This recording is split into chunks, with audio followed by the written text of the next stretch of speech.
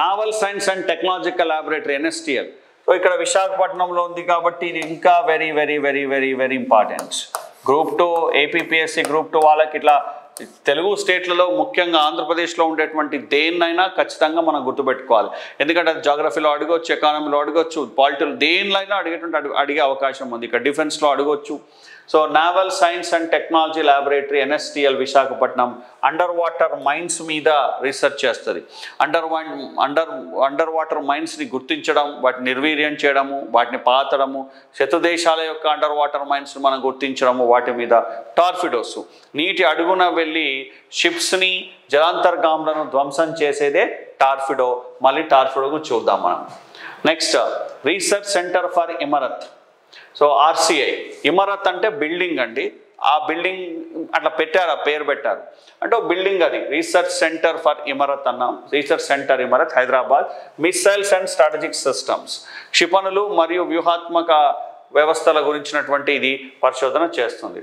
Next ఇది కూడా ఇంపార్టెంటే, చాలాసార్లు ఒక 20-30 సార్లు రకరకాలైనటువంటి ఎగ్జామ్లో వచ్చింది. Integrated test range Odisha Chandipur Balasore district.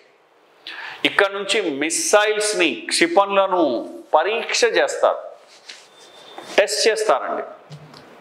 మరి ఒడిస్సాలో ఉంది కాబట్టి అక్కడ నుంచి ఒక దీవి నుంచి ఇంకో దీవికి, ఒక సముద్రంలో ఒక ప్లేస్ నుంచి ఇంకో ప్లేస్కి, లేదా ఆ దీవి నుంచి సముద్రంలో ఉన్న టార్గెట్ని ఫిక్స్ చేయడానికి సో ఇక్కడ నుంచి టెస్ట్ చేస్తారు.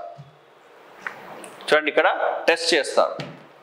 ప్రయోగం సక్సెస్ అయింది. ఒరిస్సాలోని చాందీపూర్లోని వీలర్ ఐలాండ్, దీన్ని మనం అబ్దుల్ కలాం ఐలాండ్ అన్నాం. వీలర్ ఐలాండ్ని మనం ఇప్పుడు అబ్దుల్ కలాం ఐలాండ్ అంటున్నాం. అక్కడి నుంచి మిసైల్స్ని వీటన్నిటిని టెస్ట్ చేస్తారు. అందుకే దాని ఇంటిగ్రేటెడ్ టెస్ట్ రేంజ్ అయింది.